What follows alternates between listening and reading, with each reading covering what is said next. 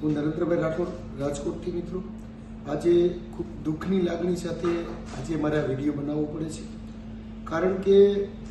આજે 71 વિધાનસભા રાજકોટ શહેરના વોર્ડ એટલે કે 11 નંબર, 12 નંબર, 13 નંબર, 18 નંબરની અનેક વખત રસ્તાની મેં રજૂઆત કરેલી અને આપને બધા મિત્રોને ખબર છે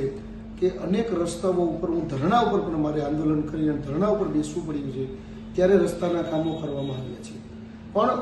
હું એક રસ્તા ઉપર બેસું ધરણા ઉપર, 2 રસ્તા ઉપર બેસું, 3 રસ્તા ઉપર હું ધરણા ઉપર બેસું, પણ અનેક રસ્તા ઉપર હું કેવી રીતના ધરણા ઉપર બેસું? કારણ કે પૂરી 71 વિધાનસભા આજે લોધિકા તાલુકો કે કોટડા તાલુકો કે રાજકોટ તાલુકો કયો કે 11 નંબર વોર્ડ કે 12 કે 13 કે 18 નંબર વોર્ડ, આજે કોઈ ઘણી અનેક જગ્યાએ એટલે કે 50 કિલોમીટરનો ક્ષેત્રફળનો આ વિસ્તાર છે 71 વિધાનસભા। આખા વિસ્તારની અંદર હું આજે અનેક રજૂઆતો કરવા છતાંય આજે ખેડૂતોના પ્રશ્નો, વેપારીના પ્રશ્નો, ખેતમજૂરોના પ્રશ્નો અને